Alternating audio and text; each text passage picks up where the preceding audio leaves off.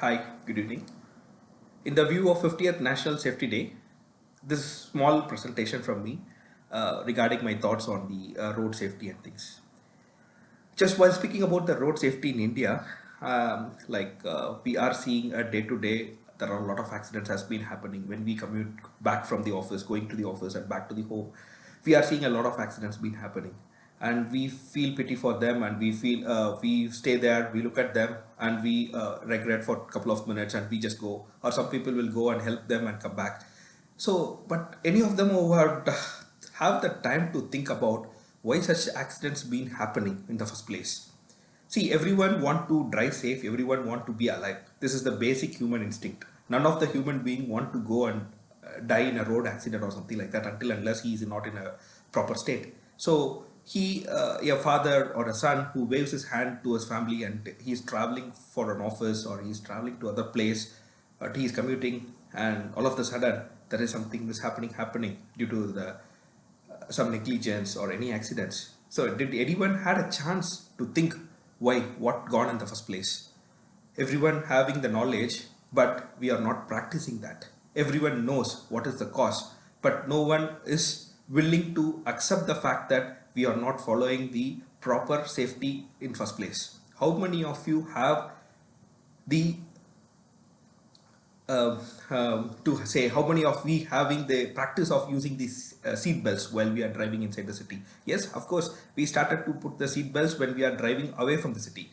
We cross Chennai 20 kilometers away, yeah, we put the seat belts. But why we are not putting the same seat belts inside the city? Because we are overconfident that nothing will happen. So this is where the first place we are lacking the safety. And we do see people who skipping or jumping the signals.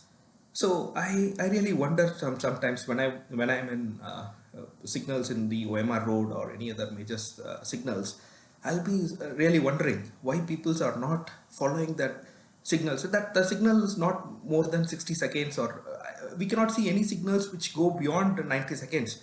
Even they can't wait for a 90 seconds and they quickly jump the signals, and that is where the problem is happening.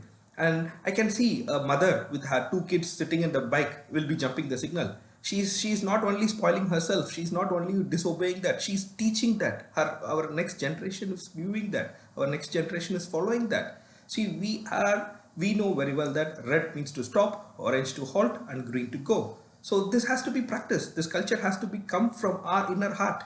If we drive 12 o'clock in OMR road, there will be no traffic, but we have to stop. When the red is there, we have to stop. When there is no one in the road, don't bother. It is not your problem.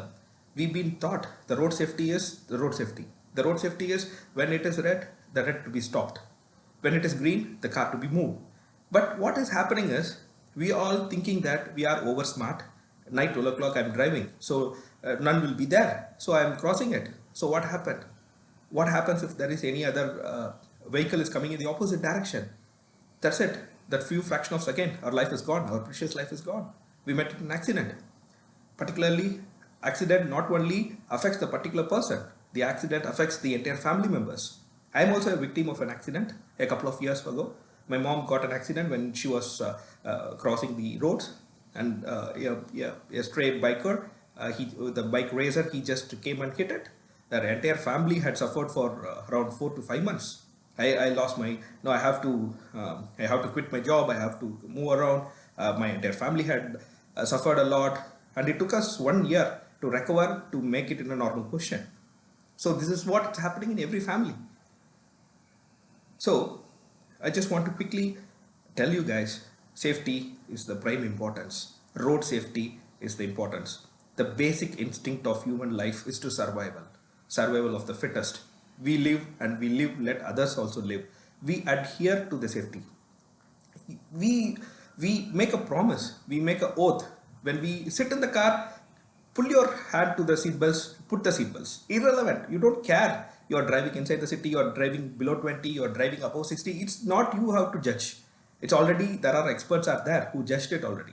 So they made it so mandatory. So having a seat belts, helmets, not jumping the signals. Signals is signals.